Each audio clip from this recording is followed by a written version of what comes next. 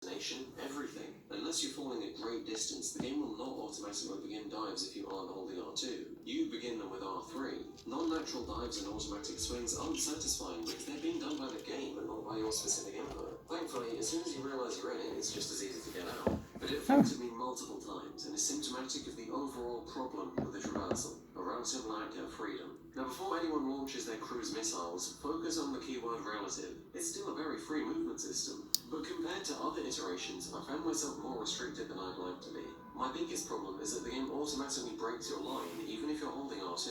Sometimes I believe this is caused by the line having to wrap around the building to continue, which Insomniac decided wasn't going to be allowed. A, I really don't think it's better to not have lines clip through buildings than it is to have freedom, and B, this isn't even close to consistent. Most of the time the line will just arbitrarily break, and it does clip through anything and everything whenever it feels like it. Considering this, I think the primary reason for it is probably because the game wants that autopilot feature I described earlier. You can no longer circle buildings to get a fashionable redirect. You can no longer do loop-de-loops, get higher or meet the roof properly. And because it's so wildly inconsistent, you can't gauge when the line's going to break, which makes accurate movement without the zip to perch far more difficult than it should be. For example, if I want to fly up a building, instead of running, I might reach the top of my swinging arc, so I'm going parallel to the building. If I boost off at the right moment, I can soar up the building, maybe straight over it. Does this happen in Spider-Man PS4? No, the line breaks before you're parallel, and the upwards boost will often just clip you into the building. That's real stylish. Sometimes the game will let you stay on your line for a nice swing around the building. Sometimes it'll break well before you can pull it off.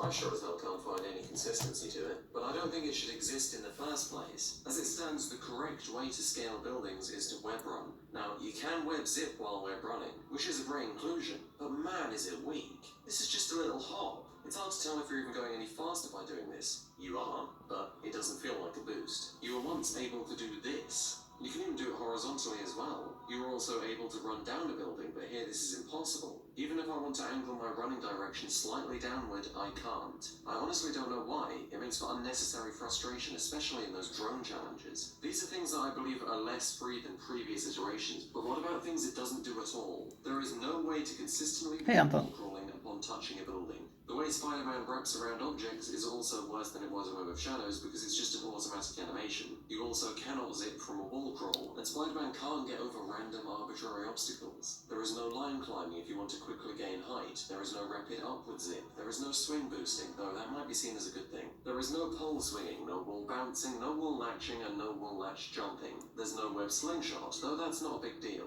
Still, these things combined with the relatively restrictive features the game does have create an occasionally on-rails sensation, one I did not enjoy at all. However, this sensation is, as I said previously, one you can free yourself from fairly easily, at least for the duration of the game. And when you're in the flow of what the game does get right, the perfect feelings of speed and the beautiful connections from one surface